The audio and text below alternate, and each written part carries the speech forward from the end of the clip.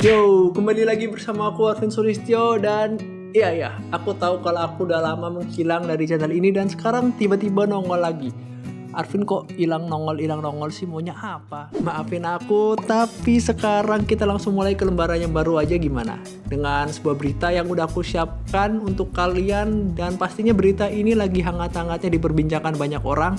Dan ya, ini merupakan sebuah inovasi dari segmen Stories from the East. Stories from the East yang lama merupakan sebuah cerita di mana aku membawakan kasus-kasus pembunuhan yang terjadi di masa lalu. Dan Stories from the East yang baru ini akan membawakan berita-berita yang update, lagi banyak diperbincangkan dan jelasnya dari timur.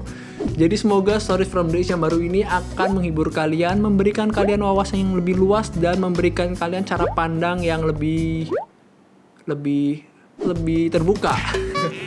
Yaudah, tanpa basa-basi lagi, kita sekarang langsung aja mulai ke videonya. 1, 2, yo!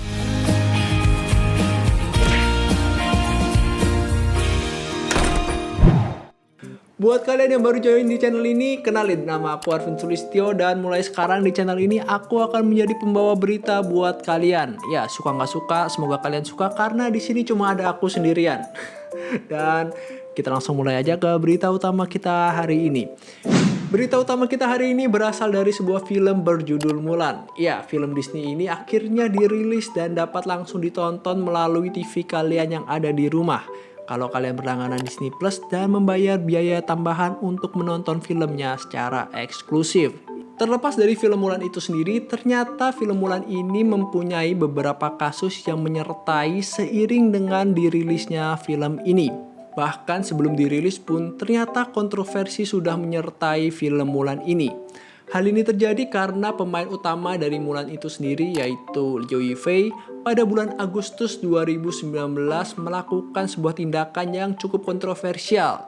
Ia mengunggah sebuah tulisan di media sosialnya yaitu di Weibo, media sosial China yang terkenal, mengenai aksi protes yang terjadi di Hong Kong pada saat itu. Ya, seperti yang kita ketahui, pada saat itu Hong Kong sedang dilanda aksi protes secara massal.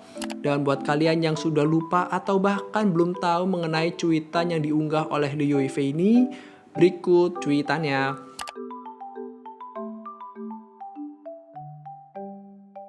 Tidak berhenti sampai di situ, kontroversi film Mulan ini pun berlanjut seiring dengan dirilisnya film ini. Dikutip dari Tempo, hal ini dipicu karena adanya kredit di akhir film Mulan yang berterima kasih kepada otoritas China di Xinjiang yang mana film ini disyuting sebagian di tempat tersebut.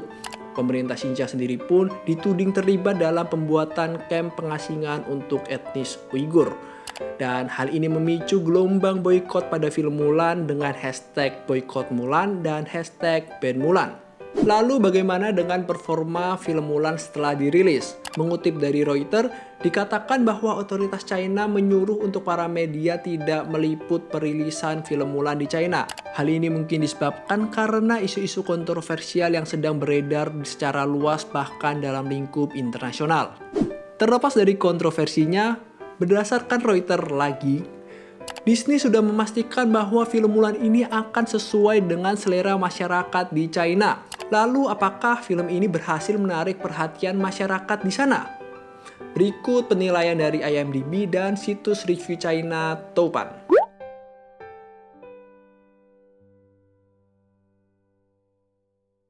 Sekarang kita akan beralih ke tanggapan media China atas film Mulan ini sendiri. Dikutip dari media Global Times, dikatakan bahwa beberapa politikus serta media barat berusaha untuk mempolitisasi film Mulan ini sendiri dengan harapan supaya terjadi reaksi negatif di daratan China. Lebih lanjut dikatakan oleh Global Times, ya memang film ini kurang berhasil di China, namun hal ini tidak ada hubungannya dengan ucapan terima kasih kepada pemerintah Xinjiang maupun cuitan oleh Liu Yifei pada Agustus 2019 tersebut. Melainkan karena memang buruknya kualitas dari film Mulan ini sendiri. Masih dari Global Times, dikatakan bahwa Xinjiang merupakan tempat yang sudah terbebas dari kekacauan dan masyarakatnya sudah dapat hidup dengan normal dan stabil. Pusat pendidikan dan pelatihan yang ada di Xinjiang juga merupakan faktor yang mendukung atas situasi kondusif yang ada di Xinjiang. Namun para elit politik di Amerika serta negara barat menolak untuk menerima kenyataan ini. Mereka melabeli pusat pendidikan ini serta situasi di Xinjiang sebagai sesuatu yang jahat dan tidak beretika. Dan aku masih mempunyai satu berita terakhir dari film Mulan. Berikut adalah tanggapan terhadap film Mulan oleh juru bicara luar negeri China. 你提到的该片主演刘亦菲，她此前发表过力撑港警的言论，我觉得她是当代的花木兰，我要为她点赞。她是好样的，她是一个真正的中华儿女。 Ya, sekian rangkuman untuk berita utama kita hari ini. Dan kalau misalnya aku ada kesalahan atau kekurangan, kalian bisa tinggalkan itu semua di kolom komentar di bawah. Dan usahakan untuk tetap menghargai pendapat orang lain and stay positif. Oke, selain berita utama, aku juga udah menyiapkan beberapa berita-berita yang menarik juga untuk kita ketahui bersama-sama. Kalau kalian masih mau stay, kita langsung mulai aja ke berita berikutnya. Seorang pemuda bernama Yang Tianxin merupakan fans berat dari olahraga sepak bola. Kecintaannya terhadap sepak bola ini mencetuskan ide unik, yaitu melatih koi-koinya bermain sepak bola. Ya, sepak bola. Ia mengubah kolam ikannya menjadi lapangan sepak bola dan melatih koi-koi tersebut dengan memberikannya makanan sebagai reward setelah latihan selesai. Kerja keras yang berbuahkan hasil setelah 3 bulan melatih. 5 dari koi-koinya berhasil mencetak gol yang pertama. Dan sekarang kita langsung lihat aja videonya.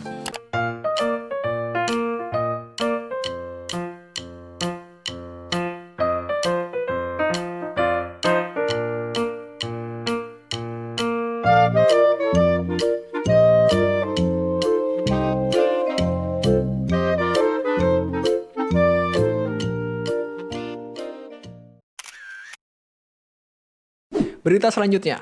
Sebuah mobil menyeret seorang pria sejauh 20 km di sebuah jalan tol setelah seorang pria ini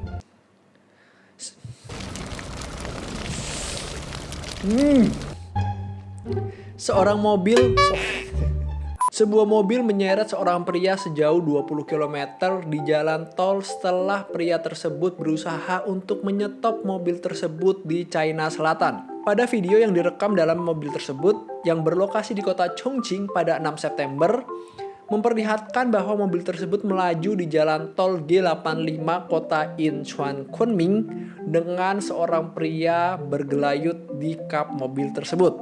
Menurut laporan, pria tersebut bernama Lee mencoba untuk memberhentikan mobil tersebut di mana mantan istrinya yang bernama He berada di dalam mobil tersebut dengan cara bergelayut di atas kap mobil. Namun, mantan istrinya tersebut justru menyuruh pengemudi yang bernama Van untuk menambahkan kecepatan mobil tersebut tanpa memperhatikan keselamatan dari mantan suaminya. Pada akhirnya polisi memberhentikan mobil tersebut dan menahan 3 orang yang terlibat dalam kasus ini. Berikut videonya. 左边靠左边端。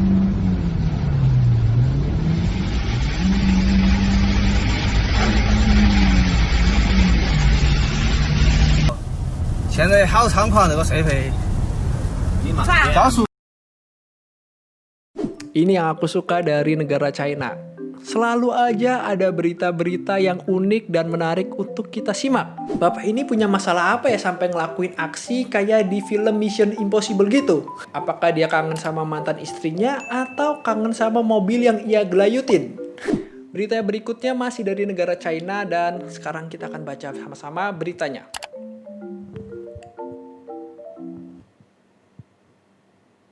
Oke, aku akan berusaha untuk membacanya ya. Pada 5 September, pegawai dari perusahaan teknologi Shishuo di Jiangsu melemparkan kartu pekerja milik karyawan baru ke lantai setelah memanggil nama mereka. Ini membuat para karyawan baru yang sudah dipanggil namanya harus membungkuk untuk mengambil kartu kerja mereka. Hal ini dianggap sebagai penghinaan oleh masyarakat yang menonton film tersebut. Video tersebut. Malam harinya, perusahaan yang bersangkutan secara ofisial meminta maaf atas kejadian yang terjadi. Dan pegawai yang melakukan hal ini pun sudah diberhentikan dari perusahaan tersebut. Berikut videonya. 徐佳、杨娜、马飞、郭志林、徐武一上4位，陈振仪、冉儿、季腾、梁文琪、李宗慧、王新之、冯天宝、楚阳平、何震、李世玉、任小科、李志阳。